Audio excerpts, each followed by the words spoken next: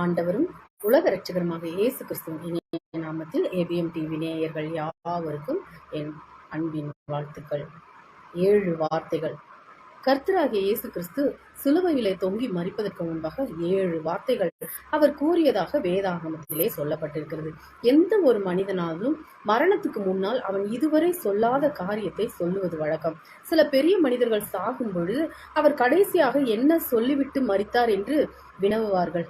அப்படியேதான் கர்த்தராகிய இயேசு, நம்முடைய இயேசு கடைசியாக சிலுவையிலே தொங்கிக் கொண்டிருக்கும் போது கூறிய சில முக்கியமான வார்த்தைகள் இன்றைக்கு நமது ஆவிக்குரிய ஜீவியத்துக்கு பிரயோஜனமாகவே இருக்கும். மன்னிப்பு. சிலுவையிலே அவர் தொங்கிக் கொண்டிருந்த போது வேதனையின் மத்தியிலும் இரத்தம் சிந்தி பலவீனப்பட்டிருந்த சூழ்நிலையிலும் கூட அவர் சொன்ன முதலாவது வார்த்தை, பிதாவே இவர்களுக்கு மன்னியும், தாங்கள் செய்கிறது இன்னதென்று அறியாதிருக்கிறார்களே. லூக்கா 23:34. கர்த்தருடைய சித்தம், அவரது உள்ளத்தின் பாரம் என்ன என்பது இந்த வார்த்தைகளிலே தெளிவாக புலப்படுகிறது. கர்த்தருடைய சித்தம் என்ன? இந்த உலகத்திலே நாம் யாரையெல்லாம் மன்னிக்கிறோமோ அந்த தன்மை கிறிஸ்துவின் சித்தமாகும். நமக்கு சத்ருவாய் இருப்பவர்களை, வேதனைப்படுத்துகிறவர்களை நாம் மன்னிக்க வேண்டும். இன்றைக்கு அநேக குடும்பங்களிலே பிரச்சனைகள் உண்டு. புருஷன் மனைவியோடு பேசுகிறதில்லை, தகப்பனோடு பேசுகிறதில்லை, தகப்பனோடு பிள்ளை பேசுகிறதில்லை, ஒருவரோடு ஒருவர் பேசிக்கொள்ளாதபடி சண்டையோடு ஜீவிக்கிறவர்கள் அநேகர் உண்டு. ஆனால் கிறிஸ்துவை ஏற்றுக்கொண்டது உண்மையானால் ஒருவரை ஒருவர் மன்னிக்கிற சிந்தை உன்னிலே காணப்படும். சிலர் சொல்லுகிறதை நான் இவ்விதமாய் கேள்விப்பட்டிருக்கிறேன். 5 வருஷமா நாங்கள் பேசுவதே இல்லை. இது கிறிஸ்துவின் சிந்தையே அல்ல. கல்வாரி காட்சி உனக்கு ஆசீர்வாதமாக இருக்க வேண்டும் என்றால் நீ உண்மையான மெய்யான கிறிஸ்துவன் என்று சொல்லிக் கொள்வது உண்மையானால் நீ மற்றவர்களை மன்னிக்க கற்றுக்கொள்ள வேண்டும். எப்பேற்பட்ட துரோகம் செய்திருந்தாலும் மன்னிக்கும் சிந்தை நம் உள்ளத்தில் இருக்குமானால் கிறிஸ்துவனுடைய சிந்தை நம் உள்ளத்திலே இருக்கிறது என்று அர்த்தம். கிறிஸ்துவின் இந்த முதல் வார்த்தை உன்னோடு கூட, நம்மோடு கூட பேசட்டும். யாருடனாவது நீங்கள் பேசாமல் இருக்கின்றீர்களா? குடும்பத்துக்குள்ளே விரோதமாக சமாதானமான்று இருக்கிறீர்களா? இன்றைக்கே ஒப்புரவாகி பேசி கர்த்தர் நமக்கு பெரிய ஆசீர்வாதத்தை தருவார். 2வது ரட்சிப்பு. இயேசு தனது அருகில் இருந்த கள்ளனிடம், இன்றைக்கு நீ என்னுடனே கூட பரதீசில் இருப்பாய், லூக்கா 23:43 என்றார். இது 2வது வார்த்தையாகும். தேவனுடைய பிள்ளையாக நம்முடைய வாழ்க்கையிலும் கூட பாவத்தோடு ஜீவித்த நாட்களை யோசித்து பார்ப்போம். கர்த்தரிடத்தில் மன்னிப்பு கேட்ட அன்றைக்கே அவர் மன்னித்திருக்கிறார். இதுதான் நாம் நம் தெய்வத்தினிடத்தில் காண்கிற ஒரு விசேஷித்த காரியம். எப்பொழுது நீங்கள் உங்கள் பாவங்களுக்காக மனஸ்தாபப்பட்டு ஆண்டவருடைய பாதத்தில் வருகின்றீர்களோ அந்த நிமிஷமே ரட்சிப்பை அடைகின்றீர்கள். இன்றைக்கு இதை கேட்டுக்கொண்டிருக்கிற உங்களுடைய வாழ்க்கையிலும் கூட அந்த கல்வாரி காட்சி தத்துரூபமாக அமையட்டும். அவருடைய இரத்தம் எனக்காகவே சிந்தப்பட்டது என்று விசுவாசித்து உங்கள் பாவத்தை அறிக்கையிட்டு நீங்கள் கழுவப்படுகிறீர்கள் என்றால் இப்பொழுதே உங்களுக்கு ரட்சிப்புண்டு.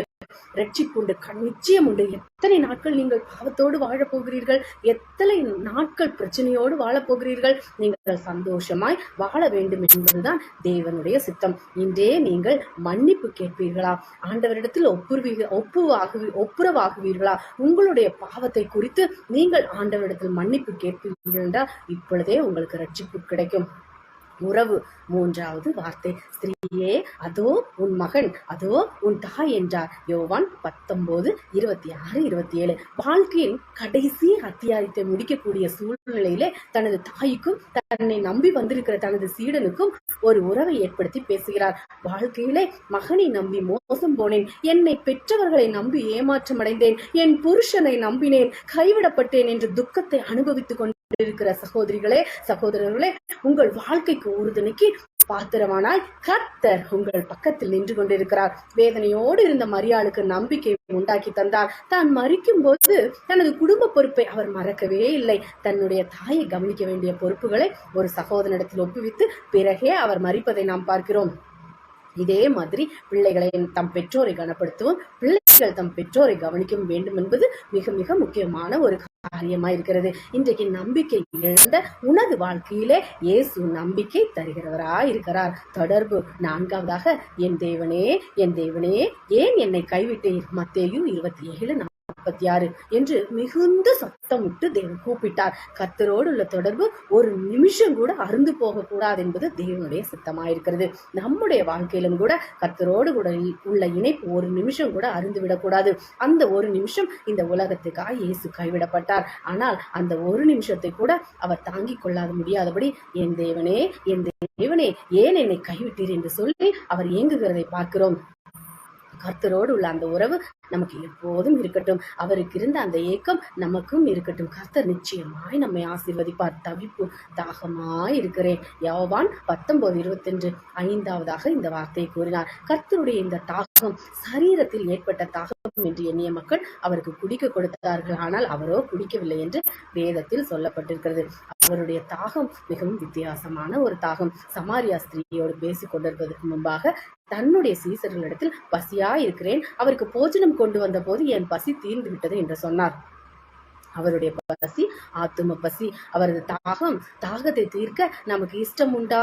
இயேசுவை ஏற்றுக்கொண்டு அவருக்கென்று ஜீவித்து வருகிறோம். எத்தனை ஆத்துமாக்களை நாம் ஆயத்தப்படுத்தியிருக்கிறோம்? எத்தனை ஆத்துமாக்களை ஆண்டவருடைய பாதத்திலே கொண்டு வந்திருக்கிறீர்கள்? கர்த்தருடைய தாகத்தை நாம் தீர்த்து வைப்போம். நம்மை நம்பி நம் கரங்களிலே ஒரு பெரிய பொறுப்பை கொடுத்திருக்கிறார். இந்த மந்தையிலும் இல்லாத அநேக ஆடுகள் எனக்குண்டு. அந்த ஆடுகள் இந்த மந்தைக்குள் வரும் வரை நான் தாகமாய் இருக்கிறேன். என் தாகத்தை நீ புரிந்து கொள்வாயா? என் தாகத்தை நீ புரிந்து கொள்வாயா என்று சொல்லி கர்த்தர் உன்னை பார்த்து சொல்கிறார். அவரது தாகத்தை நீ பூர்த்தி செய்வாயா? முடிவு 6ஆவதாக முடிந்தது என்று சொல்லி அவர் தன் ஜீவனை விட்டார். யோவான் 19:30 இந்த உலகத்திலே அவர் மனுஷருக்காக செய்ய வேண்டிய எல்லா காரியங்களையும் செய்து முடித்து விட்டார். பாவ நிவர்த்திக்காக பரிசுத்தமான இரத்தம் சிந்தப்பட வேண்டியது அவசியம். இரத்தம் சிந்துதல் இல்லாமல் பாவ நிவர்த்தி கிடையாது என்று வேத வசனம் சொல்கின்றது. அதை நிறைவேற்றுவராக தன்னுடைய சரீரத்தை வேதனைக்கு ஒப்பு கொடுத்து தன்னுடைய இரத்தத்தை முழுவதுமாய் சிந்தி முடித்து விட்டார். அவர் செய்ய வேண்டியதெல்லாம் செய்து விட்டார். இனி நாம் நிறைவேற்ற வேண்டிய சில காரியங்கள் நமது கையிலே கொடுக்கப்பட்டிருக்கிறது. எனவே உன்னை ஆண்டவருக்கு ஒப்புக்கொடு. கர்த்தருடைய சித்தத்தை அறிந்து அவருக்காக ஜீவியம் செய். உனக்காய் அவர் எல்லாவற்றையும் செய்து முடித்து விட்டார். நீ அவருக்காக என்ன செய்ய போகின்றாய்? ஒப்படைப்பு 7ஆவது வார்த்தை. பிதாவே, உம்முடைய கைகளில் என் ஆவியை ஒப்புவிக்கிறேன் என்றார். வாழ்க்கையின் கடைசி அத்தியாயத்தை அவர் வெற்றியோடு முடித்தார். பிரச்சனைக்கு மத்தியிலே, வேதனைக்கு மத்தியிலே, சகோதரரின் எதிர்ப்பின் நடுவிலே, தனது குடும்பத்தின் எதிர்ப்பின் நடுவே, பிசாசின் வேதனை பிதாவின் கரங்களிலே ஒப்பு கொடுத்தார். இன்றைக்கும் இதே தெய்வத்தை நம்புவோமானால் நமது வாழ்க்கையிலும் ஒரு வெற்றி உண்டு, சந்தோஷம் உண்டு. வெற்றி கொடுப்பவர் இயேசு. அவர் தம் வாழ்வில் வெற்றி அனுபவித்தவர், ஜெயித்தவர். அதே ஜெயத்தை நமக்கும் இன்று கொடுப்பார். அருமையான சகோதர சகோதரிகளே, உங்களுடைய வாழ்க்கை இன்றைக்கு நீங்கள் அவருக்கு ஒப்பு கொடுப்பீர்களா? உனக்காக அவர் என்ன செய்ய வேண்டிய வேலைகளை எல்லாம் செய்து முடித்தார். கஷ்டங்களை அனுபவித்தார், இரத்தத்தை சிந்திவிட்டார். பாகம்தான் இருக்கிறது. உன் ஆத்மாவை கர்த்தருக்கு ஒப்புக்கொடு. கர்த்தாவே, நான் வேதனைப்படுத்திருக்கிறேன். நான் அனுபவிக்க வேண்டிய வேதனைகளை நீர் அனுபவித்தீர். நான் செய்த தவறுக்கு பதிலாய் அந்த வேதனைகளை, நான் அனுபவிக்க வேண்டிய தண்டனைகளை நீர் அனுபவித்தீர். என்னை மன்னியும். இனி நான் உம்முடைய பிள்ளை என்று சொல்லி ஆண்டவருக்கு நம்மை ஒப்பு கொடுப்போமா? அவர் உன் கண்ணீரெல்லாம் துடைப்பார், உன் வேதனைகள் எல்லாம் அவர் மாற்றுவார். உனக்கு ஒரு நம்பிக்கையின் தேவனாக அவர் இன்றைக்கு கல்வாரி மேட்டிலே தொங்கிக் கொண்டிருக்கிறார். பயப்படாதே, அந்த இயேசு இன்று உன்னை ஆசீர்வதிப்பார். உன் பிரச்சனைகளுக்கு ஒரு